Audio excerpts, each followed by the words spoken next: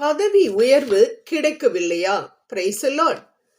நான் சின்சியராக மிகவும் நேர்மையாக வேலை செய்கின்றேன். ஆனால் எனக்கு பதவி உயர்வு என்பது கிடைப்பதில்லை. ஆனால் மிகவும் அயோக்கியத்தனம் பண்ணிக்கொண்டு, அக்கிரமம் தனம் பண்ணிக்கொண்டு, நேர்மையற்ற முறையில் வேலை செய்யும் எனது சக ஊழியர்களுக்கு பதவி உயர்வுகளும் சலுகைகளும் கிடைத்து கொண்டிருக்கின்றதே என்று மிகவும் மனவேதனையோடு கலங்கி போயிருக்கின்றீர்களா? அன்பானவர்களே, கவலைப்படாதீர்கள். ஏனென்றால் உங்களது கண்ணீரை காணக்கூடிய தெய்வம் நம் தெய்வம். ஆம், உங்களது மனக்குமுறலை கேட்கக்கூடிய தெய்வம் நம் தெய்வம். அவர் கண்டுவிட்டு காணாதவர் போல செல்வது கிடையாது.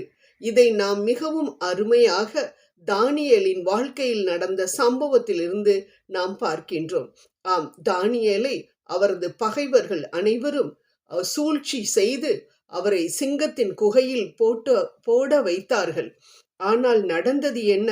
ஆண்டவர் ஆராதனை வீரராக எப்பொழுதும் தன்னை நோக்கி ஜெபம் செய்து கொண்டிருக்கக்கூடிய அந்த தானியேலை காப்பாற்ற வேண்டும் என்பதற்காக ஒரு தூதனை அனுப்பி சிங்கங்களின் வாயை கட்டி அவரை அந்த ஆபத்திலிருந்து விடுவித்தார் என்று நாம் தானியேலின் புத்தகம் 6வது அதிகாரத்தில் பார்க்கின்றோமே. அதே போல உங்களையும் ஆண்டவர் நிச்சயம் விடுவிப்பார். நிச்சயம் உங்களையும் உயர்த்துவார். ஆமேன். உங்களையும் உயர்த்துவார் என்பதில் சந்தேகமே இல்லை. அன்பானவர்களே, கொலேசியர் 3:22 படி நீங்கள் மனிதர்களுக்கு ஊழியம் செய்யாமல் நீங்கள் ஆண்டவருக்கு நீங்கள் ஊழியம் செய்வதை ஆண்டவருக்கு பயந்து கொண்டு, ஆண்டவர்தான் எனது எஜமானன் என்று சொல்லி அவருக்கு செய்வதாக நீங்கள் வேலை செய்து கொண்டிருக்கின்றீர்களே, அந்த காரியத்தை ஆண்டவர் பார்த்து கொண்டிருக்கின்றார். உயர்த்துவார். மற்றவர்கள் உயர்வு பணத்தில் இருக்கலாம் அல்லது பதவியில் இருக்கலாம். ஆனால் உங்களது உயர்வு நேர்மையாக வேலை செய்யக்கூடிய உங்களது உழைப்பை ஆண்டவர் பார்க்கின்றார். அப்படி பார்த்தவர் நிச்சயம் உங்களை உயர்த்துவார். எப்படி உயர்த்துவார்?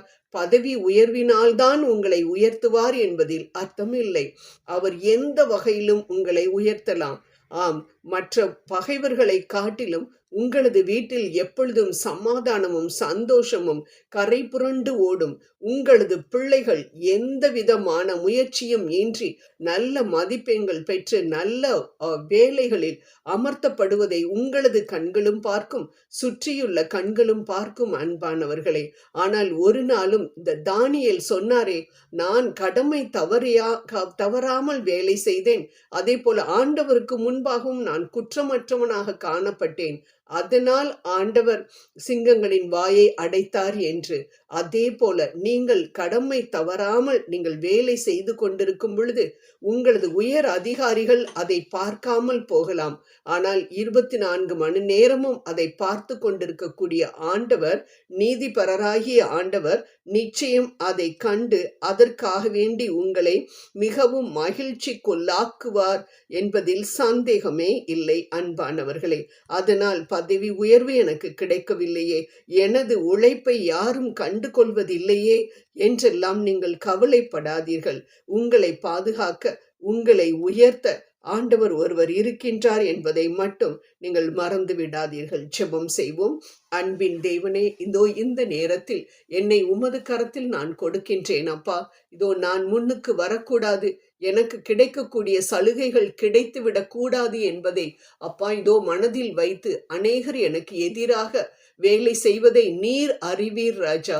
அவர்களுடைய சதி திட்டங்கள் அனைத்தையும் நசரேயனாகிய இயேசு கிறிஸ்துவாகிய நாமத்தினால் நான் உடைத்து எறிகின்றேன். சதி திட்டங்கள் அனைத்தும் ஒன்றும் இல்லாமல் போகட்டும் என்று நான் கட்டளை கொடுக்கின்றேன் அப்பா. நீர் தாமே எனக்காக வாதாட வேண்டும்.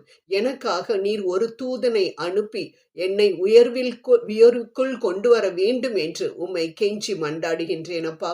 உங்களால மட்டும்தான் முடியும் என்ற நம்பிக்கையில் என்னை உமது கரத்தில் நான் கொடுக்கின்றேன். வழிநடத்தும். ஜெபம் கேளும். இயேசுனுடைய இன்ப நாமத்தில் ஜெபிக்கிறேன் ஜீவனுள்ள எங்கள் நல்ல பிதாவே. ஆமேன், ஆமேன், ஆமேன்.